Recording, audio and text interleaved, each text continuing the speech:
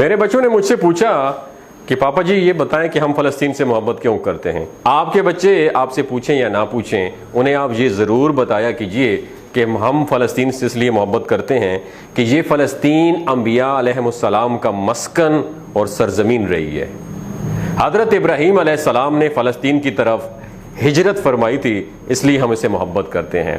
اللہ تبارک و تعالیٰ نے حضرت لوط علیہ السلام کو اس عذاب سے نجات دی تھی جو ان کی قوم پر اسی جگہ پہ نازل ہوا تھا۔ حضرت داؤد علیہ السلام نے اسی سرزمین پر سکونت رکھی اور یہیں اپنا ایک محراب بھی تعمیر کرایا۔ حضرت سلیمان علیہ السلام اسی ملک میں بیٹھ کر ساری دنیا پر حکمرانی فرمایا کرتے تھے۔ چیونٹی کا وہ مشہور قصہ جس میں ایک چیونٹی نے اپنی باقی ساتھیوں سے کہا کہ اے چیونٹیوں اپنے بلوں میں گھس جاؤ، یہیں اس ملک میں واقع اسکلان شہر کی ایک وادی میں پیش آیا تھا جس کا نام بعد میں وادی نمل، چیونٹیوں کی وادی رکھ دیا گیا تھا۔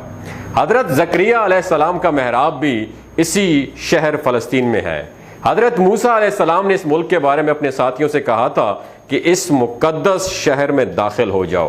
انہوں نے اس شہر کو مقدس، اس شہر کے شرک سے پاک ہونے اور انبیاء علیہ السلام کا مسکن ہونے کی وجہ سے کہا تھا۔ اس شہر میں کئی معجزات وقوع پذیر ہوئے، جن میں ایک کنواری بی بی حضرت مریم کے بطن سے حضرت عیسیٰ علیہ السلام کی ولادت مبارکہ بھی ہے۔ حضرت عیسیٰ علیہ السلام کو جب ان کی قوم نے قتل کرنا چاہا تو اللہ تبارک و تعالیٰ نے انہیں اسی شہر سے آسمان پر اٹھا لیا تھا۔ ولادت کے بعد جب عورت اپنی جسمانی کمزوری کی انتہا پر ہوتی ہے، ایسی حالت میں بی بی مریم کا کھجور کے تنے کو ہلا دینا بھی ایک معجزہ الہی ہے۔ قیامت کی علامات میں سے ایک حضرت عیسیٰ علیہ السلام کا زمین پر واپس تشریف لانا اسی شہر کے مقام پہ سفید مینار کے پاس ہوگا۔ اسی شہر کے ہی مقام باب لد پر حضرت عیسیٰ علیہ السلام دجال کو قتل کریں گے۔ فلسطین ہی یاد رکھو دوستو ارض محشر ہے۔ اسی شہر سے ہی یاجوج ماجوج کا زمین میں قتال اور فساد کا کام شروع ہوگا، اور اسی شہر میں وقوع پذیر ہونے والے قصوں میں سے ایک قصہ طالوت اور جالوت کا بھی ہے۔ فلسطین کو نماز کی فرضیت کے بعد مسلمانوں کا قبلہ اول ہونے کا اعزاز بھی حاصل ہے۔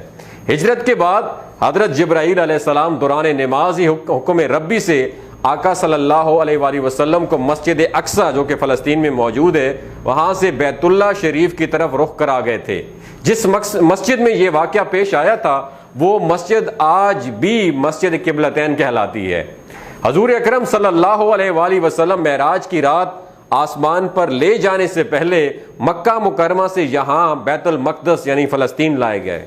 سرکار دو عالم صلی اللہ علیہ وآلہ وسلم کی اقتداء میں انبیاء علیہ السلام نے یہاں مل کر نماز ادا فرمائی، اس لیے اس طرح فلسطین ایک بار پھر سارے انبیاء کا مسکن بن گیا۔ سیدنا ابو ذر رضی اللہ تعالیٰ عنہ کہتے ہیں کہ میں نے رسول اللہ صلی اللہ علیہ وآلہ وسلم سے عرض کیا کہ زمین پر سب سے پہلی مسجد کون سی بنائی گئی؟ تو آپ صلی اللہ علیہ وآلہ وسلم نے فرمایا کہ مسجد الاحرام یعنی خانہ کعبہ۔ تو وہ بتاتے ہیں کہ میں نے عرض کیا کہ پھر کون سی مسجد تعمیر ہوئی؟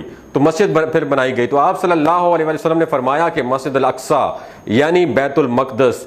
میں نے پھر عرض کیا کہ ان دونوں کے درمیان کتنا فاصلہ ہے؟ تو آپ صلی اللہ علیہ وآلہ وسلم نے فرمایا کہ 40 برس کا۔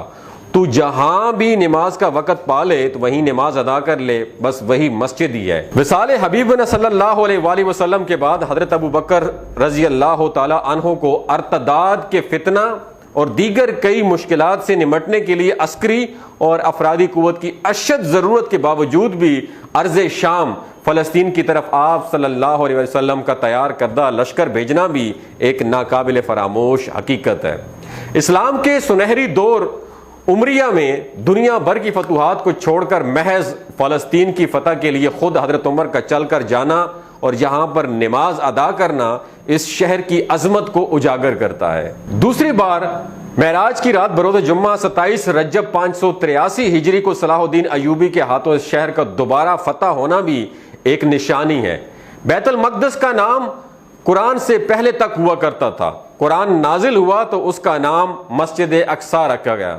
قدس اس شہر کی اس تقدیس کی وجہ سے ہے جو اسے دوسرے شہروں سے ممتاز کرتی ہے۔ اس شہر کے حصول اور اسے رومیوں کے جبر و استبداد سے بچانے کے لیے 5000 سے زیادہ صحابہ کرام رضوان اللہ تعالی اجمعین نے جام شہادت نوش کیا، اور شہادت کا باب آج تک بند نہیں ہوا، سلسلہ ابھی تک چل رہا ہے۔ یہ شہر اسی طرح شہیدوں کا شہر ہے۔ فلسطین کی عظمت کا اندازہ اس بات سے بھی لگایا جا سکتا ہے کہ یہاں پر پڑھی جانے والی ہر نماز کا اجر 500 گنا بڑھ کر دیا جاتا ہے۔